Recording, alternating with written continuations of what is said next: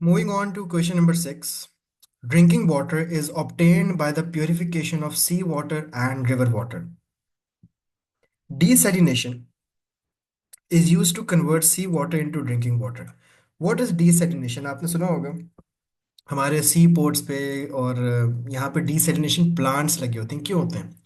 सी water को पीने वाला पानी कन्वर्ट करने के लिए बड़े बड़े डिसैलिनेशन प्लांट्स हैं। तो सैलिनिटी मतलब सॉल्ट रिमूव करने के लिए। What is desalination? It is the removal of salt. It is the removal of salt.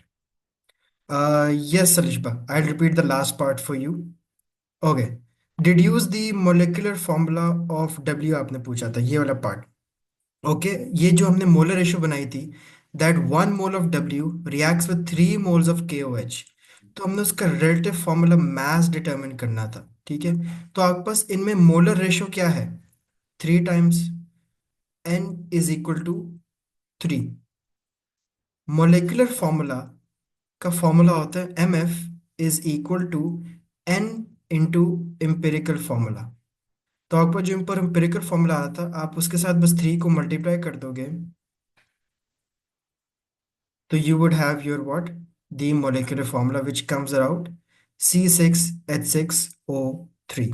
इसके अलावा भी दो तीन और तरीके होते हैं finding the molecular formula depending on the question every year जो पूछा जाता है। तो अभी आगे और भी आएंगे तो you will get to know each and every method as well. But do remember this, that molecular formula is equal to number of moles into empirical formula. अच्छा, desalination is what? Removal of salt from the sea water। ये भी आगे आप लिख देना। River water is often polluted by phosphates and nitrates. Give the two sources of these pollutants.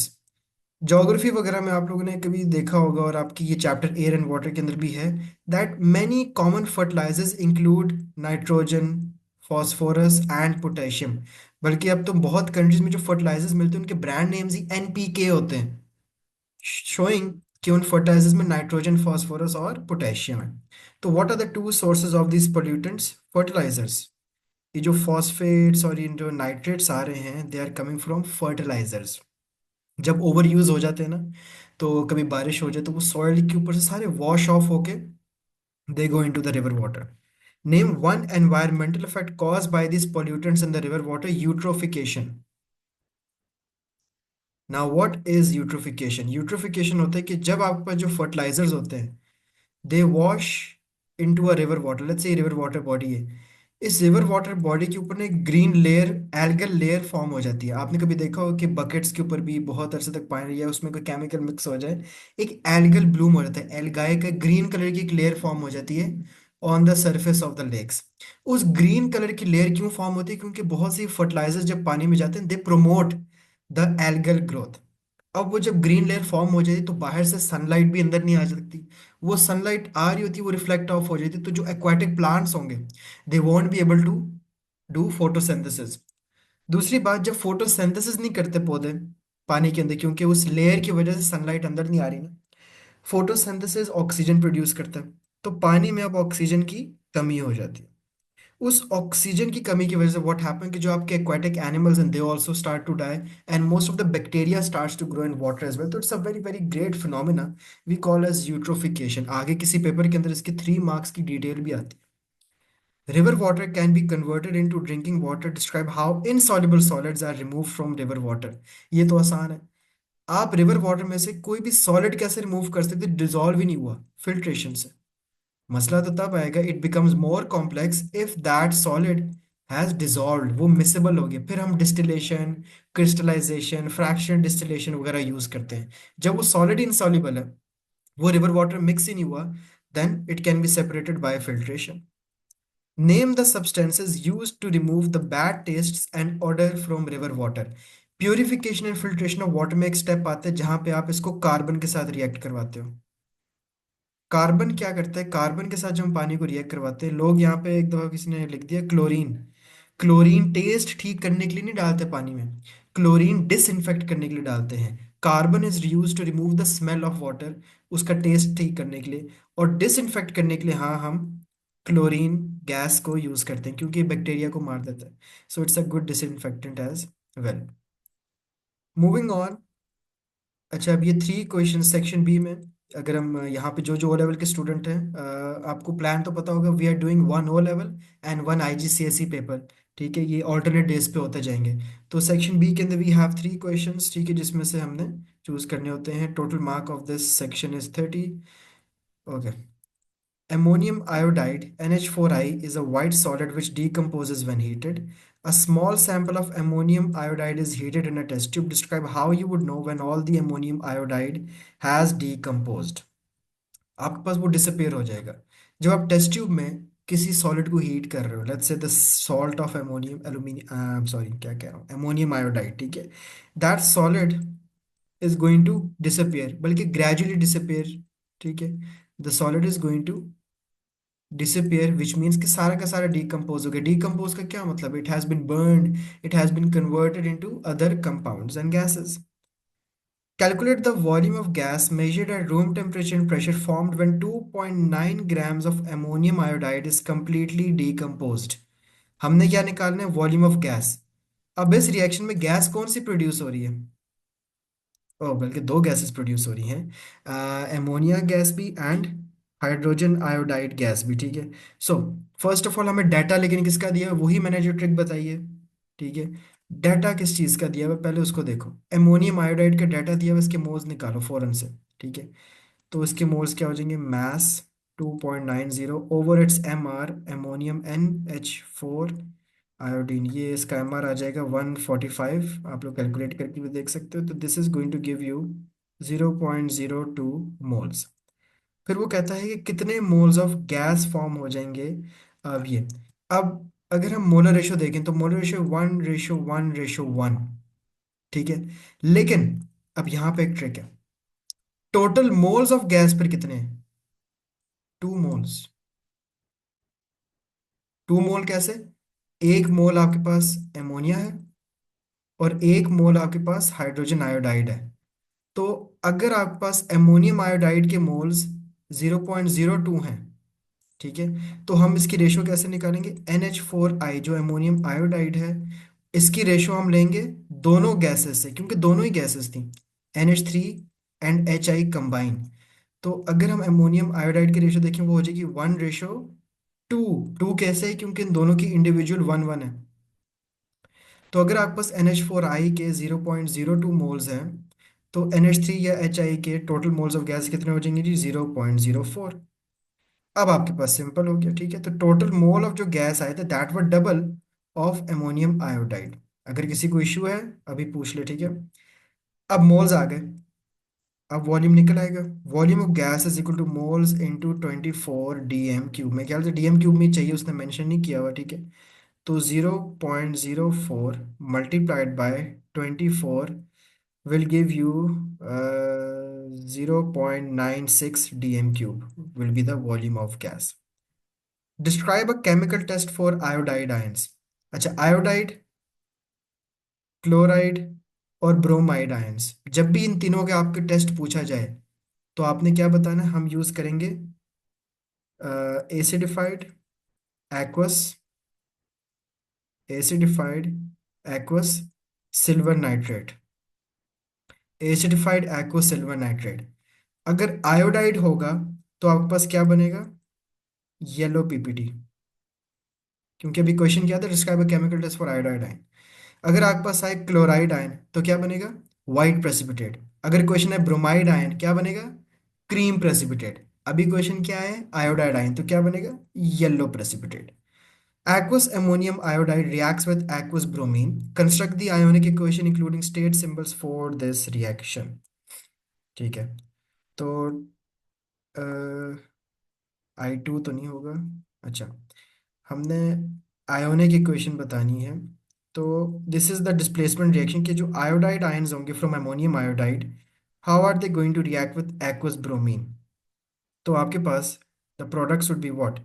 आपके पास जो ब्रोमीन है, bromine is going to substitute the iodine from its salt, ठीक है। और आयोडीन गैस फॉर्म हो जाएगी लेकिन ब्रोमाइड आयन हो जाएगा। This is known as your displacement reaction as well, where a more reactive halogen displaces a less reactive halogen from its salt. क्योंकि अभी NH4I था ना कंपाउंड, मतलब कि इसके अंदर एक NH4+ है और एक I- है। ब्रोमीन आयोडीन से ऊपर आता है ग्रुप 7 में। ब्रोमीन का ब्रोमाइड आयन आयोडीन को डिस्प्लेस कर देगा और आयोडीन इसकी जगह आ जाएगा। तो जब ब्रोमीन इसकी जगह आएगा तो वो बना देगा Br-, और आयोडीन निकल जाएगा क्योंकि ब्रोमीन ने आयोडीन को डिस्प्लेस कर दिया, आयोडाइड आयन को। तो आयोडाइड आयन कन्वर्ट हो जाएगा आयोडीन के अंदर। Solid ammonium iodide does not conduct electricity. Aqueous ammonium iodide conducts electricity. Explain two observations. कि aqueous ammonium iodide क्यों कंडक्ट कर रहा है? क्योंकि इन aqueous solution सॉलिड अगर होगा ammonium iodide तो इस केस में there would be no free electrons. No free electrons, या आप कह सकते हो नो मोबाइल इलेक्ट्रॉन। बट जब वो aqueous थे देर वर फ्री इलेक्ट्रॉन्स। सॉलिड्स में तो आपको पता है इलेक्ट्रॉन पार्टिकल कोई चीज मूव नहीं कर सकती, आयंस मूव नहीं कर सकते, no free ions, no free electrons. लेकिन एक्वस में, लिक्विड में, मोल्टन में, चाहे लिक्विड हो चाहे एक्वस हो चाहे मोल्टन लिखा हो, सबका एक ही मतलब होगा कि उसमें फ्री आयंस प्रेजेंट हैं। और जब फ्री आयंस होते हैं इट विल कंडक्ट इलेक्ट्रिसिटी। इसी तरह आता है ना कि सॉलिड आयोनिक कंपाउंड्स क्यों नहीं करते कंडक्ट इलेक्ट्रिसिटी, क्योंकि उसमें फ्री मोबाइल इलेक्ट्रॉन्स नहीं है। लेकिन जब वही आयोनिक कंपाउंड को आप मेल्ट कर दो तो वो इलेक्ट्रिसिटी कंडक्ट करने लगता है। Nitrogen monoxide reacts with oxygen to form nitrogen dioxide. If this reaction is investigated in a closed system, a dynamic equilibrium is established. Explain why it is important to have a closed system to establish a dynamic equilibrium. एक close system का क्या मतलब होता है? कि कोई भी externally कोई रिएक्टेंट्स और प्रोडक्ट्स आ नहीं सकते, और कोई भी अगर आपको उसको प्रोडक्ट फॉर्म हुआ है इट कांट एस्केप। तो आप बोलो कि no reactants and products can enter और एस्केप। क्लोज सिस्टम का मतलब कि आप जहाँ इस जिस एक एरिया में, जिस जगह पे, जिस सिलेंडर में, जिस बीकर में एक एक्सपेरिमेंट कर रहे हो, the pressure of the equilibrium mixture is decreased. The temperature of the equilibrium mixture is kept constant. Predict and explain what will happen, if anything, to the composition of the equilibrium mixture. Okay, वो कह रहा है जो pressure है ना वो decrease किया गया है। तो ला शार्टलियस प्रिंसिपल हमें क्या बताता है? दो चीजें, कि जब आपके पास प्रेशर डिक्रीज होता है कौन सी साइड फेवर होगी? वो side of the reaction favour होगी जहां ज्यादा मोल्स। लैशार्टियर्स प्रिंसिपल बताता है कि जब आप प्रेशर बढ़ाते हो तो वो साइड फेवर होगी जहां मोल्स कम प्रेजेंट है। अभी हम क्या कर रहे हैं? प्रेशर डिक्रीज किया गया है, तो कौन सी साइड फेवर होगी? जहां पे you have more number of moles. ठीक है, तो मोर नंबर ऑफ मोल्स आपके पास लेफ्ट साइड पे हैं। कैसे? 2 मोल NO के हैं, 1 मोल ऑक्सीजन के, टोटल 3 हैं लेफ्ट साइड पे। राइट साइड पे 2 NO2 है ना। तो equilibrium is going to shift to the left first of all. और जब इक्विलिब्रियम लेफ्ट पे शिफ्ट करेगा तो व्हाट विल हैपन? इसकी अमाउंट कम हो जाएगी। The amount of nitrogen dioxide being produced is going to decrease. ठीक है, the amount of nitrogen dioxide will decrease, but जो आपके पास रिएक्टेंट्स थे नाइट्रोजन मोनोऑक्साइड एंड ऑक्सीजन, ये ज्यादा फॉर्म होने लग जाएंगे। क्यों?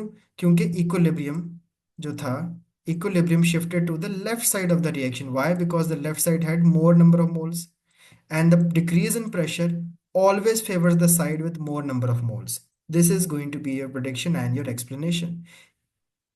The temperature of the equilibrium mixture is decreased. The pressure of the equilibrium mixture अब constant। अब प्रेशर को नहीं बदला, टेम्परेचर जो था ना वो उन्होंने कम कर दिया। लाशार्टियर्स प्रिंसिपल ने हमें एक बात और भी सिखाई हुई है। क्या? कि जब आप टेम्परेचर बढ़ाते हो एंडोथर्मिक साइड फेवर होगी, जब आप टेम्परेचर डिक्रीज करते हो एक्सोथर्मिक साइड फेवर होगी। अब हमें ऊपर कौन सा दिया हुआ है रिएक्शन? ठीक है, किधर लिखा हुआ है? Investing in dynamic nitrogen monoxide reacts with oxygen.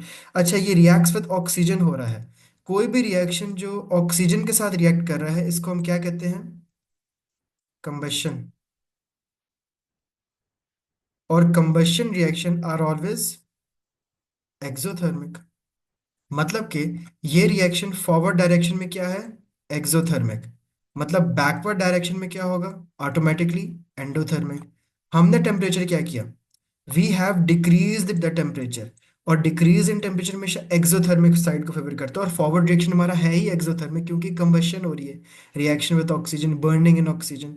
तो the why the position equilibrium shifts to right, because the forward direction या जो forward reaction is what exothermic. Explain why the rate of reaction decreases. Rate of reaction क्यों decrease करे? क्योंकि पहली बात, exothermic, आपने एक तो टेम्परेचर डिक्रीज कर दिया, ठीक है, एक सेकंड में जरा चार्जिंग लगा लेते हैं।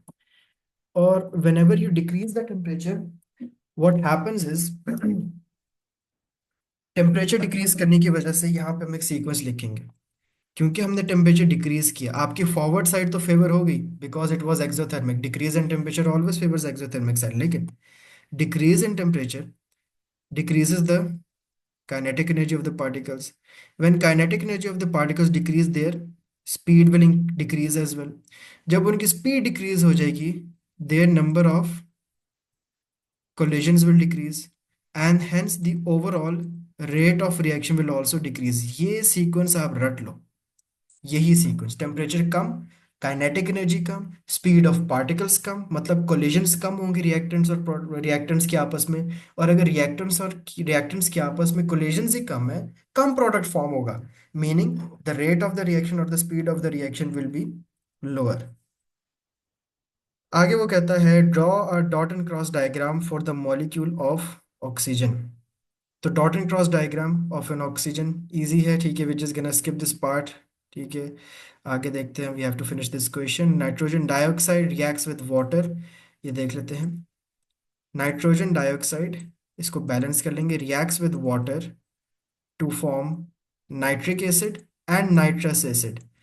अब ये आप सोचोगे सब कुछ तो हमें बता दिया करना है कि हमने बैलेंस करना है इसको, ठीक है, ज़रूर इसके अंदर बैलेंसिंग होगी। Remember whether you're an IG student, whether you're an O level student, whether you're an A level student, कहीं भी always look at the reaction if it's balanced और नॉट।